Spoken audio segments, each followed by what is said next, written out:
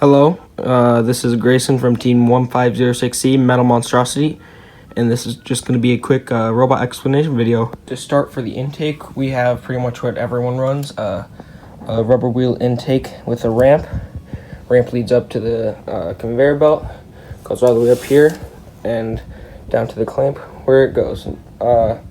Pretty much every single team runs this, works really well for us, and I'm just going to go through basically how everything works, including this, which is a pretty new addition. It's kind of hard to see, but up in there we have two pistons powering or clamping the back for grabbing onto the moguls. It doesn't work for the flat side, but it can clamp the corner side pretty well. It gets a pretty good angle, so no other team can really steal it from us in the match. We haven't had anybody steal one from us yet. And it gets the top right up here where the hooks just barely don't touch it, and flip it right onto it.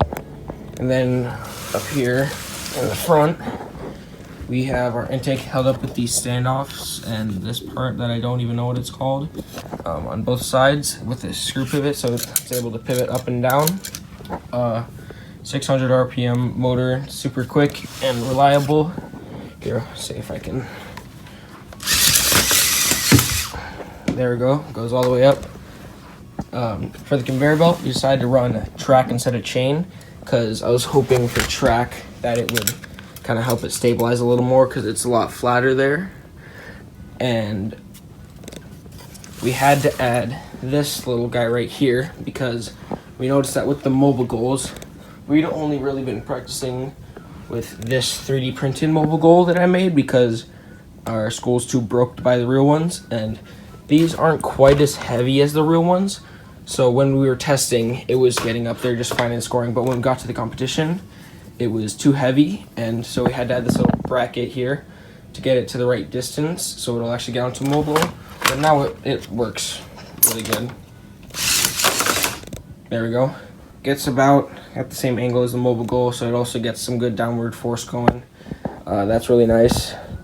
And then down here we have some rubber wheels. A lot of teams do this, especially up at the top, but we didn't add any up here on the top just because when we did, it was kind of separating them from the hooks and making them just fling off the end instead of actually helping them like get down, because a lot of the teams would add it because it adds more downforce to it, but it just didn't work for us. But we did add them onto the bottom. I haven't noticed a huge difference, but they still help. Powering the conveyor is also a 600 RPM motor, but I only set it to like 350, 450, one of the two, just because it would be so fast that it would just fling it off the top. So it's a little too fast for its own good, but slowed it down and now it's working great. In autonomous, we kept accidentally scoring the other team's donuts, so we have a color sensor that goes right underneath the conveyor right there.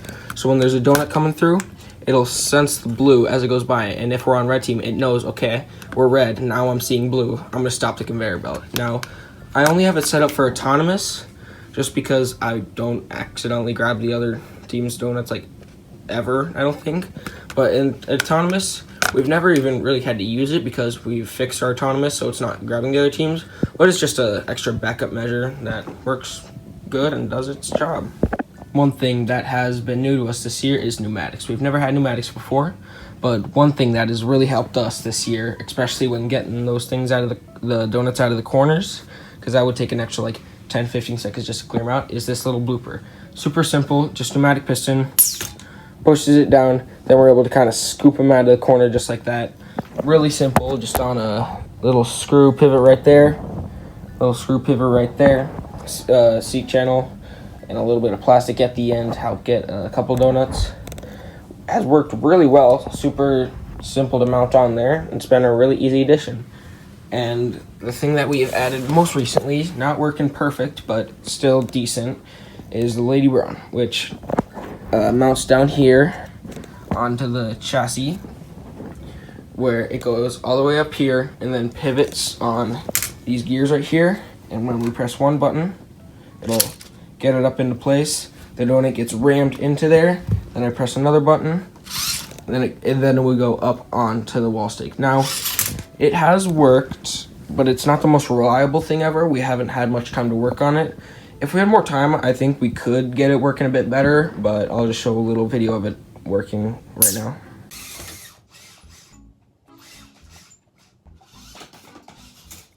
battery died. The battery died. What?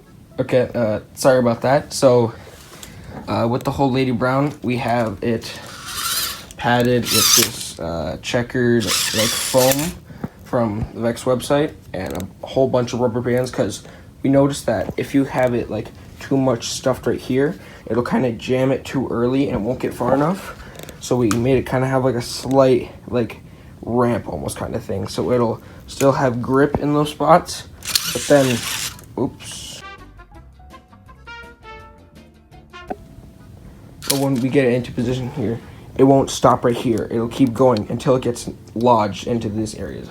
I got the ramp on this side too. The plastic has been pretty good just for keeping the donut on when we go all the way, because it'll keep the pressure on the back of the donut when we go up and put it into the thing. And then the one up here just kind of helps us when we're loading it into there, that it'll stay mostly flat. For the chassis, we're running a 4 blue motor, a 36 to 48 tooth. That's a torque ratio, so really strong, but we're also decently fast because these blue motors are set to like about 60% RPM just to max out the torque and speed, so then they're nice and strong but still really fast. But it's not even like too slow either, like we're still pretty quick. But the thing that does really help is we have our wheels on screws instead of axles, which really helps cut down on the friction and makes it just way smoother. So then we've like never really overheated like our drive motors unless we've been running it for a super long time. It's been nice and treating us well. So yeah, that's pretty much the chassis.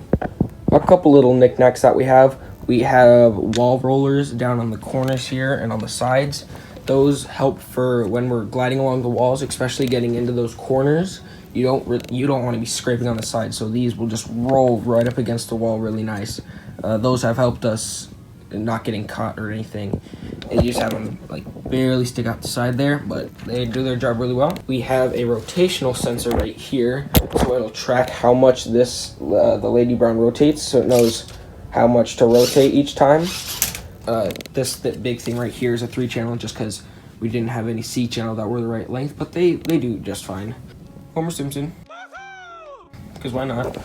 Battery right there, super convenient, easy place where we can access that really easily. We have our radio receiver packed right under there. Our double-acting solenoid for our blooper goes right over here, down into there. And that solenoid powers our 2 pistons that go down there. That should be pretty much it for this video. I'll show a couple videos of it doing its thing on screen right now. It's treated us really well. Rum River Rumble was a pretty good example of that. We went undefeated and we're tournament champions. Don't think we ever lost autonomous bonus either, so that was pretty good. And we were at state last year, but we weren't exactly the greatest team ever, and we've improved a lot since then, so I think we're going to be pretty good. So anyone who's going to be at the Minnesota State Tournament for middle school, we hope to see you there, and good luck. See ya.